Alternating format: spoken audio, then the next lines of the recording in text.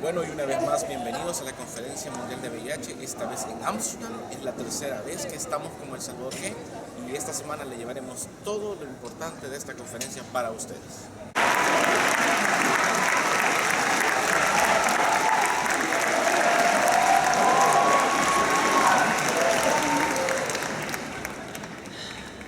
Talking about it, that was my greatest fear. That people will talk about it behind my back if I ever share my secret. Because still today, people talk about this disease in a way that it is not fair. There's a lot of stigmatization that comes with HIV, and I believe that's the case because too many people know too little about this disease. I'm just one single person amongst many affected. But then again, I'm aware that I'm not, because when I first posted my story, it was shared across the globe. I received nothing but support, and still I would like to underline that I do not define myself through my HIV status. It is just a fraction of who I am.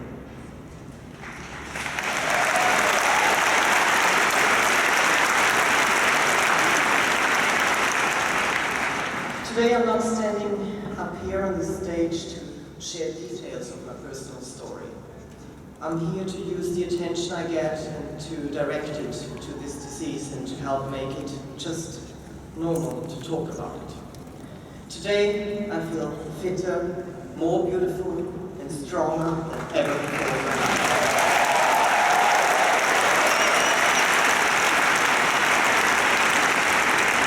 More negative. You can touch us, you can kiss us, you can love us just as you would anyone else.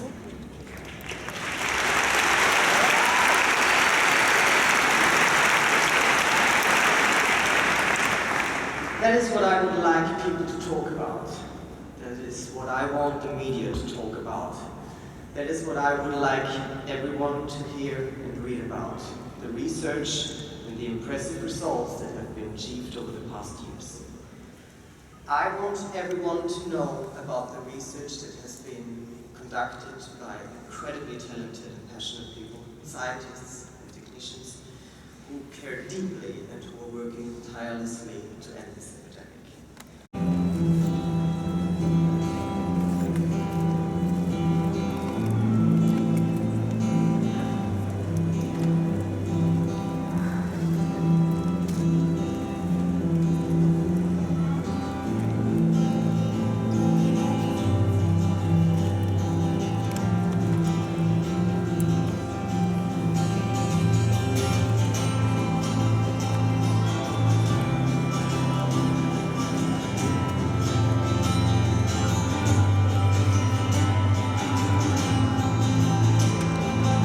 La conferencia ha iniciado con un video de 1992, cuando la Conferencia Mundial de VIH fue acá en Amsterdam.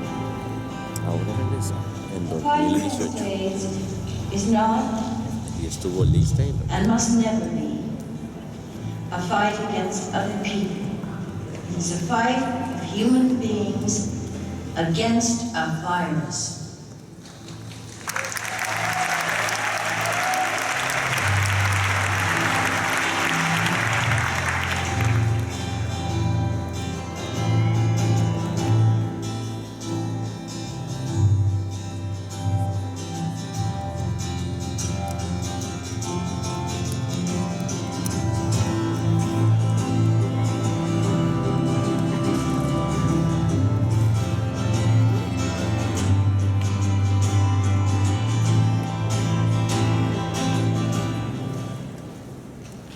Ladies and gentlemen, please welcome to the stage the master of ceremonies for this evening, Omar Sharif Jr.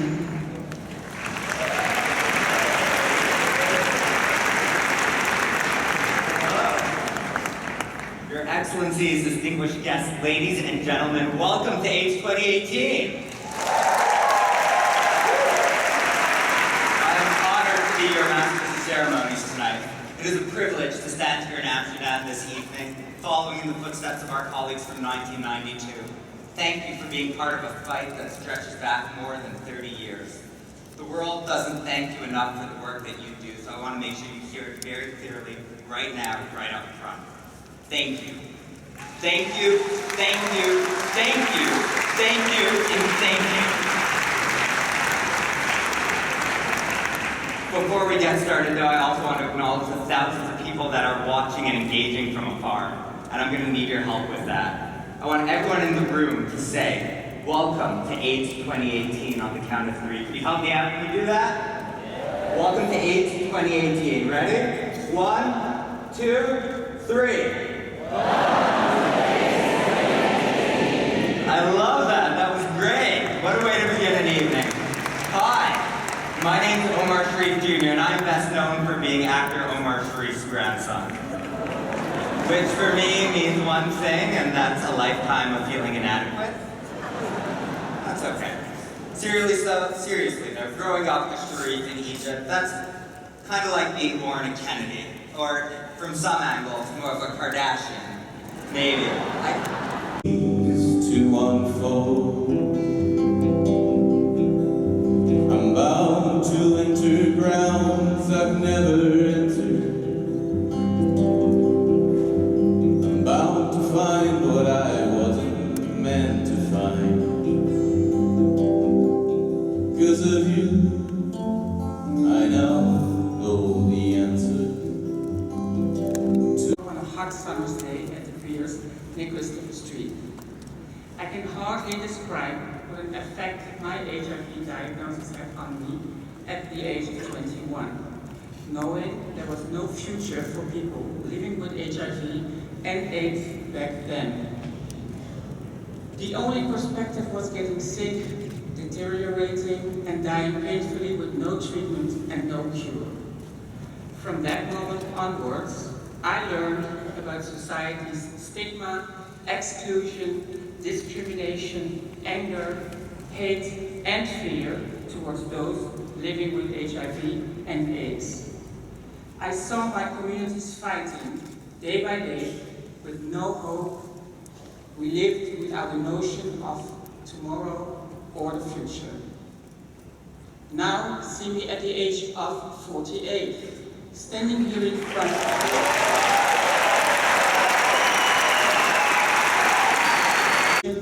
Discrimination and racism at all levels of society.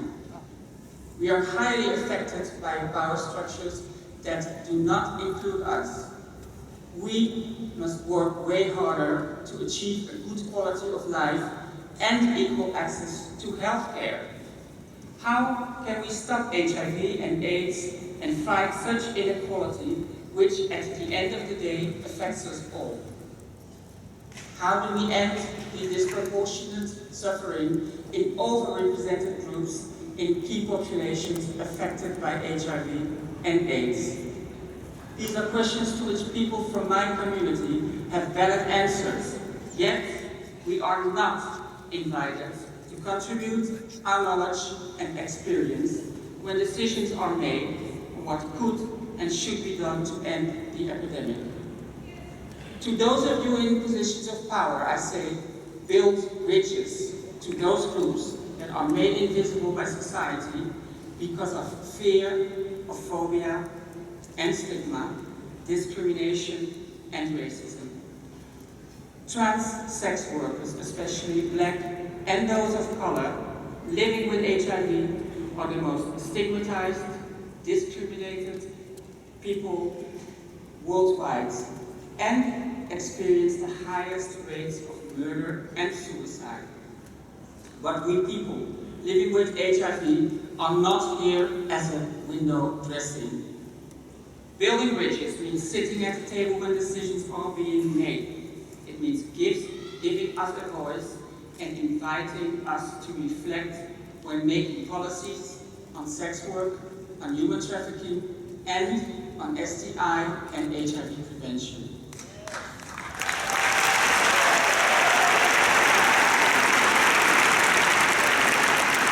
Yet, time and time again, the GBA principles are overlooked or ignored that strengthen collaborative governance, not weaken it. It is quintessential if we want to reach zero new HIV infections. Lastly, We need the undetectable is untransmittable, or you is you message to become standard knowledge worldwide.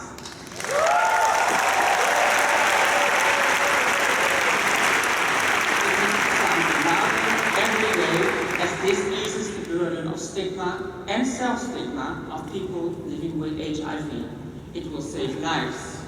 It will reduce suicides and murders on trans sex workers especially. Please give all your wisdom, knowledge, and power in the coming days to contribute to the fight against HIV and AIDS and to change our narratives. Together we can beat the virus, and together we can shape the future for our generations to come. Thank you.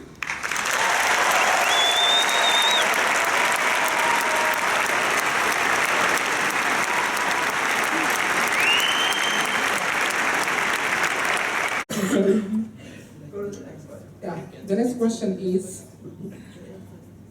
what do you expect from the global trans community to improve your quality of life? I'm repeating this. What do you expect from the global trans community to improve your quality of life? Welcome, Zoe. Thank you. I believe in order for acceptance, people, they need to know who are you. People, they need to understand you as an individually. Looking at the global perspective, there's a lot of information that should be shared. There's a lot of research that should be done on trans issues. There's supposed to be a lot of education that should be done in order for people to know that trans people exist, in order for people to know gender non-conforming exists. I think there's supposed to be more of sensitization that's going on, especially looking for me in my perspective. People, they lack knowledge. There's lack of sufficient knowledge of which it should be implemented, of which people, they should know that we exist. I feel like change is not an overnight issue, but we can make it happen. I would really appreciate if the global organizations support. Thank you, Roxana. Please welcome Blair. Yeah, I think that we have two kind of responses. I think that there are two levels, micropolitical and macropolitical responses about trans community. In micropolitics, I refer to create care circles to resist everyday violence, and that is so important. From my experience, I receive attention, care, love from my circle of gay friends, lesbian friends, and trans friends, transvestites, drag queens. I think that is important because in heterosexual world, nobody gives you the energy to get a transition, but in the social change. And this is curious because when I was 12 years old, I was in a church, a kind of activism, but for a church. I was in 4 years. Then I left the church, and because political changing in my position, and also because I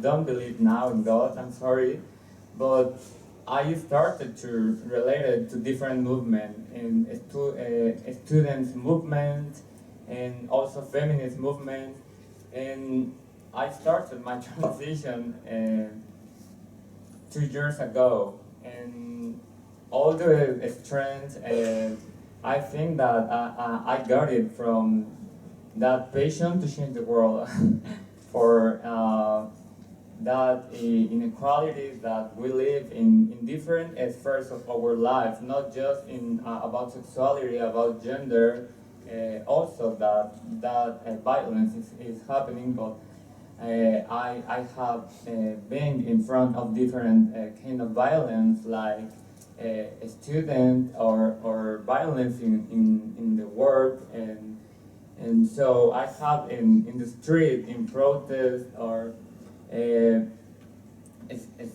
I have in the protest in Mexico City against government that kill students. So I don't know, I have a kind of strength to put the body at the center, and when you are trans, the first thing you put at the place is your body, and I don't know, that's my experience. Anything, something has to do with sex. I have my personal hypothesis, but I'm not telling it. So I would like to finish here, and I just say it was about time that this is occurring here, but I also want to say it might perhaps be about the time for the medical community to consider the role of evidence of absence when testing a hypothesis. And I really hate these comments when people say the Swiss statement had no evidence. Thank you. And speaking to you. It's amazing always to be here. And thank you, Esther, for the presentation. First, I should say I have the pleasure of leading Intercambios Puerto Rico, which is part of the Housing Works family, and we're an organization that focuses on harm reduction, and mainly harm reduction in the street. So street outreach is our thing. And I signed up the organization, and we started doing in a shy way, just things like U equals U. If you have a vital load, if you're undetectable, you are intransmittable. And we were trying to explain people everything about it because they don't even know what it means, viral load. And we get a little more risky. So we have okay, I have these two friends, they look like kind of hot. Maybe they want to take some photos, and we can use that to catch people and let them know that if they are undetectable, they cannot transmit the virus. So last week was saying that his doctor said to him that he had to wear a condom, nothing to do with STIs, he had to wear a condom even though he was undetectable because of the risk of passing on HIV, and that's really frustrating. But the truth will out. It's hard to believe if you go on a gay dating website and you encounter someone who says, no, I only have sex with people who are clean. yes. I know how hard it is to accept that we've won when we are routinely made to feel that our bodies, our love, or prosaically, our bodily fluids don't transmit. Thinking about really what it means from the stigma perspective, we do not treat patients to prevent HIV transmission. We treat patients because treatment is treatment. And that is an important distinction that U equals U then creates. That we are treating people, and the best side effect of that is the liberation that U is equal to U. So the messaging becomes very, very different. And I want to at least dive into a little bit of what is so critical about U is equal to U. I kind of think of of HPTN as a really good message. That was a U equals U message. We did so many focus groups. It was amazing. We tested U equals U, and at the time that we tested it, it didn't work very well for us. So what we came up with was HIV treatment equals prevention. See how we're sort of inching that equals in slowly into the public health messaging? We didn't love it, but what we insisted on was, despite the fact that every single one of our focus groups said, I don't like this word undetectable, I don't understand it, We insisted after the focus groups to keep the message undetectable in the messaging because of HIV positive people having all the responsibility for prevention, and somehow it is your job to make sure you have a condom on, make sure you disclose, make sure that you're virally suppressed. It's everyone's responsibility to maintain this cycle with the end goal of getting to an AIDS-free city. Thank you. Do it in the role. There you go. So, when I hear you doing the interview, you say that you make tears, and when you hear that now the view of the people who live with HIV is plenty different. Much different, yeah. So how do you feel right now? I get emotional. I mean, this is a game changer for us. I'm lucky. I live in the United States of America. I have access to health care. I'm on ART, antiretroviral treatments. I'm healthy and undetectable. And even still, I face stigma, not just from outside community, but also within myself, internalized stigma. And it's crippling. Now, forget me and put yourself in countries where it's illegal to be gay, HIV is a crime, there's no access. I can't even begin to imagine what people like that experience. That being said, when you have an organization like the World Health Organization come out and support U equals U, undetectable equals untransmittable, that's to say that I am a healthy, undetectable human being, and it's impossible. I can't give it. Not just for a gay man like myself. For heterosexual couples, it means that they can have children without. This changes everything. It changes how we're treated. It changes how we get medical help. It changes ridiculous laws, even in the United States of America, where if you have sex and don't disclose your HIV status, you can be a criminal and sent to prison. That same happened in Central America. So hearing organizations like the World Health Organization and everything that's happened here at today's U equals U pre-conference changes things for us. And this is day one, somewhat unofficially, of the World AIDS Conference. So we're hearing this all today. Imagine what we are going to learn over the next 7 days. That's me. Thank you for your time. Thank you so much. Thank you.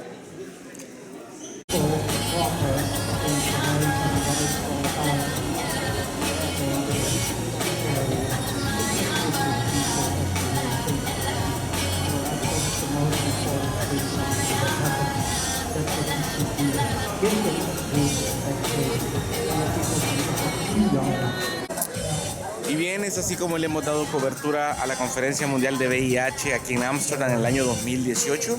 Tercer año que lo hacemos para elsalvadorg.com, cubriendo para toda Latinoamérica. Gracias por habernos sintonizado. Recuerden que en esta vez, no solo en YouTube hemos tenido este video, sino que también ha habido mucha publicación en Twitter, en Facebook, en Instagram. Así que por favor síganos, elsalvadorg.com o elsalvadorg, dependiendo de la red social. Y siempre será un gusto estar con ustedes para cubrir estos eventos que nos importan mucho a la comunidad LGBT. Hasta pronto.